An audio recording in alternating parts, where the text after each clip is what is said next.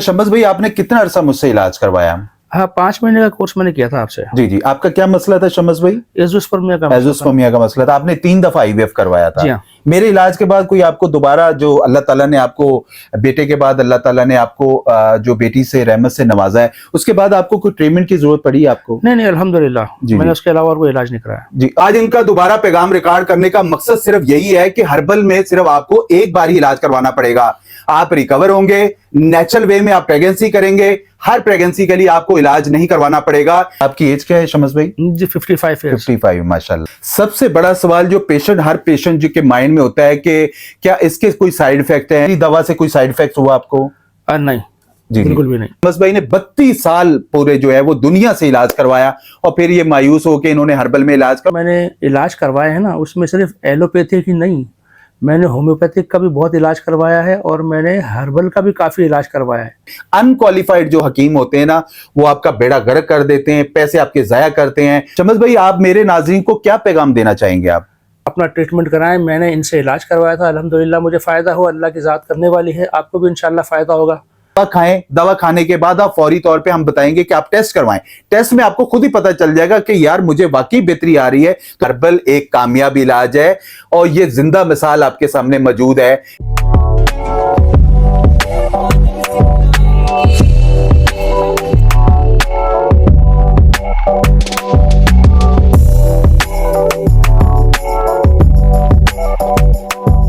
अस्सलाम वालेकुम। एज़ोस्पर्मिया यानी कि नो सीन स्पर्म्स, बहुत सारे मर्द हजरात इस मर्ज का शिकार है जिसे मर्दाना बांझपन भी कहा जाता है।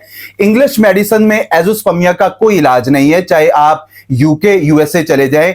इसके ट्रीटमेंट को बाईपास करके आईवीएफ के जरिए औलाद पैदा करने की कोशिश की जाती है, जिसका सक्सेस रेट जो है वो 10 से 15% है। आप गूगल करके भी चेक कर सकते हैं और ये एक गैर फितरी इलाज है।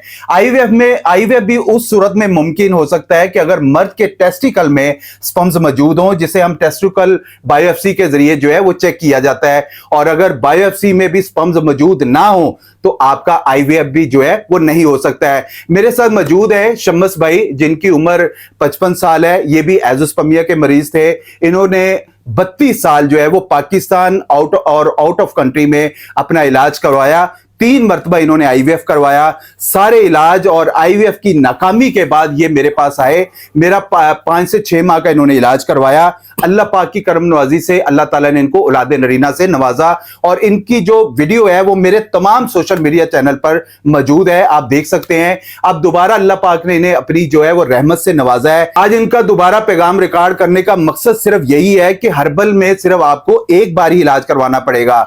आप रिकवर होंगे, नेचुरल वे में आप प्रेगनेंसी करेंगे, हर प्रेगनेंसी के लिए आपको इलाज नहीं करवाना पड़ेगा।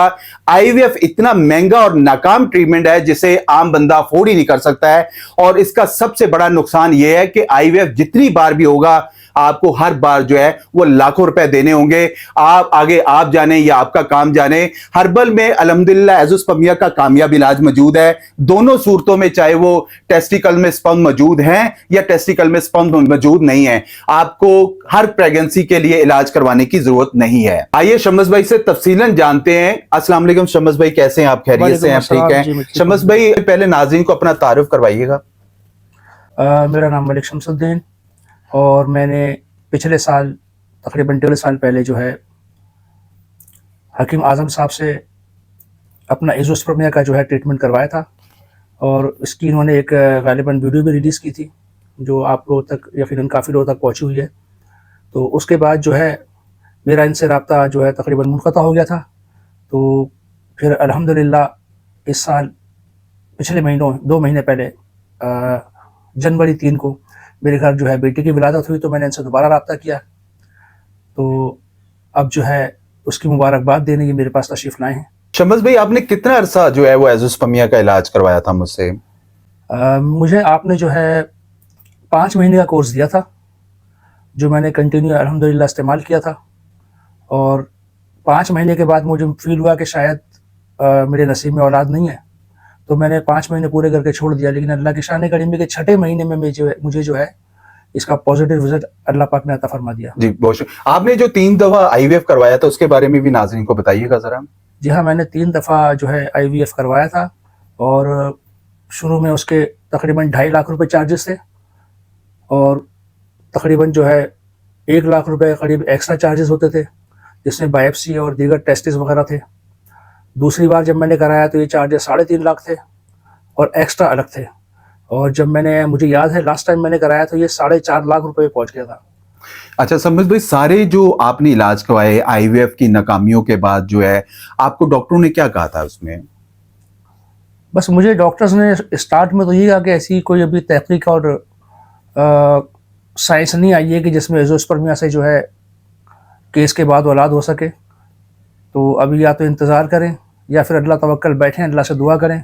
बस दुआओं की तरफ मुझे राग़िब किया था और बेशक ये भी एक बहुत अच्छा हथियार है। शम्स भाई, आपने मुझसे कितना अरसा इलाज करवाया था? मैंने आपसे तकरीबन जो है 5 महीने का कोर्स किया था। हर महीने जो है आपका नुमाइंदा आता था मेरे घर पे, जो है वो दवा दे के चले आता था। मैं ऑनलाइन आपको पेमेंट कर देता था।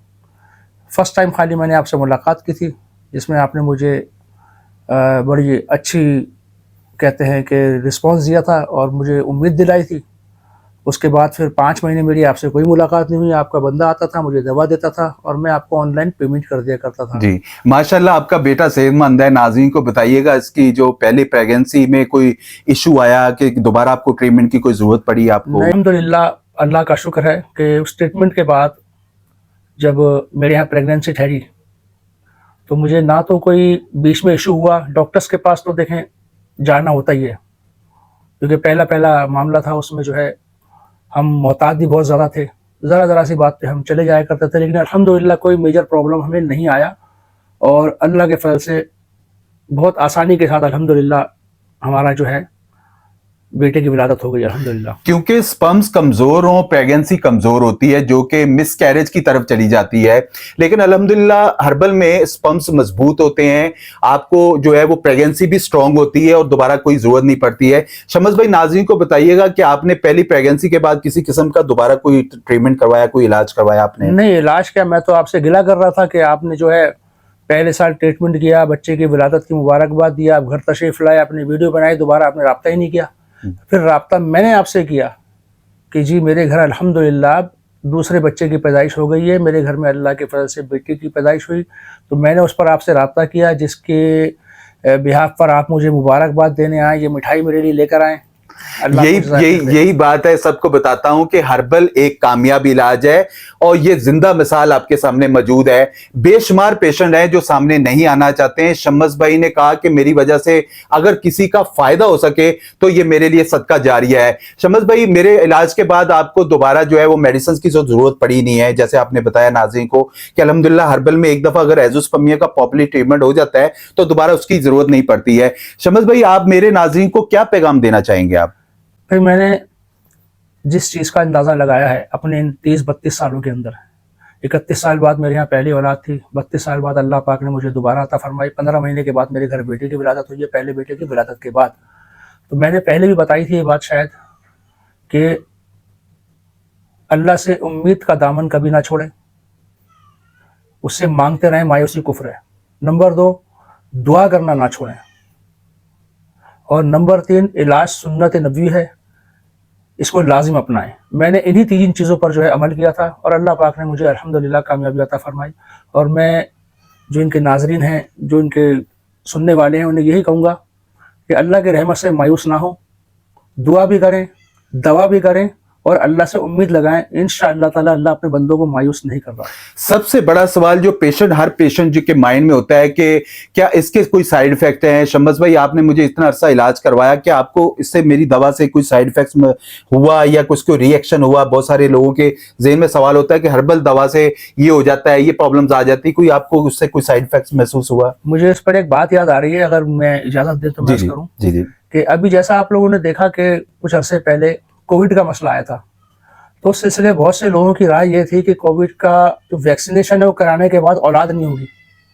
तो आप यकीन जानिए, मैं अब तक अपने कोविड के 3 से 4 डोज मुकम्मल कर चुका हूँ। उसके बाद मैंने इनसे इलाज करवाया था और अल्हम्दुलिल्लाह अल्लाह का शुक्र है, मुझे उसके बाद मज़ीद ट्रीटमेंट की ज़रूरत ही नहीं पड़ी। दूसरी बेटी में मैंने, यकीन जानिए, मैंने इनसे कोई दवा नहीं ली, सब अल्लाह की तरफ से हुआ है। जो एक बार इलाज हो गया था उसके बाद मुझे अल्हम्दुलिल्लाह ज़रूरत नहीं पड़ी और अल्लाह के फजल से मैं पहले अल्लाह की नेमत से और फिर अल्लाह की रहमत से फैज़ याब हुआ हूँ। हर्बल इलाज अल्हम्दुलिल्लाह एक कामयाब इलाज है, इसका किसी किस्म का कोई साइड इफेक्ट्स नहीं है। सबसे बड़ी बात, आपको एक ही बार इलाज करवाना है, आपके स्पर्म्स नॉर्मल लेवल पर आएंगे, आपको प्रेगनेंसी के लिए जो है वो इलाज करवाने की जरूरत नहीं है। मेरा गुलशन इकबाल कराची में क्लिनिक मौजूद है, मेरे व्हाट्सएप नंबर स्क्रीन पर चल रहे हैं, आप देख सकते हैं। आप मुझे मेरे क्लिनिक पर आकर मुलाकात कर सकते हैं या अपनी रिपोर्ट्स वगैरह मुझे व्हाट्सएप कर सकते हैं। जो भी बेहतर से बेहतर रहनुमाई होती है अल्लाह पाक के फजलो करम से हम आपको लाजमी देंगे। मेडिसिन विद पाकिस्तान और आउट ऑफ कंट्री में अल्हम्दुलिल्लाह डिलीवर कर दी जाती है। आपके साथ जो भी मसला दरपेश है, चाहे वो मर्द के साथ जो है, खवातीन के साथ है, बांझपन के मसले मसाइल आ जाते हैं या कोई भी प्रॉब्लम्स आती है, आप राब्ता कर सकते हैं। इंशाल्लाह हम आपको बेहतर रहनुमाई देंगे। जाते जाते मैं एक चीज वाज़ह बता दूं आप लोगों को कि अगर आईवीएफ की तरफ आपको डॉक्टर लेके जाते हैं एज़ोस्पर्मिया के हवाले से, स्पर्म्स का इलाज मेडिकल में कोई नहीं है। अगर स्पर्म्स का इलाज मेडिकल में होता तो आपको आईवीएफ की तरफ लेके ना जाया जाता। अल्हम्दुलिल्लाह हर्बल में इसका प्रॉपर्ली और कामयाब इलाज मौजूद है। जैसे शमस भाई ने अपना इलाज करवाया, इस तरह बेशुमार लोग हैं जो सामने नहीं आना चाहते हैं। लेकिन मेरा अल्हम्दुलिल्लाह यही है कि एज़ोस्पर्मिया का इलाज सिर्फ और सिर्फ हर्बल में कामयाब इलाज मौजूद है। आप इसमें हमारी जो मेरे यूट्यूब चैनल है हर्बलिस्ट अली आजम के नाम से, टिकटॉक पे चैनल है हर्बलिस्ट अली आजम के नाम से, आप मुझे वहां जाके फॉलो कर सकते हैं। आप देख सकते हैं बेशुमार लोगों की हमने वीडियोस अल्हम्दुलिल्लाह लगाई हुई है जिनको एज़ोस्पर्मिया था, जिनके साथ प्रॉब्लम थी, चाहे वो खवातीन के साथ ट्यूब ब्लॉकेज का मसला हो, कोई भी वजूहत होती है, तो आप हर्बल में इलाज करवाएं और इंशाल्लाह आपका मसला ठीक होगा। जज़ाकुमुल्लाह खैर।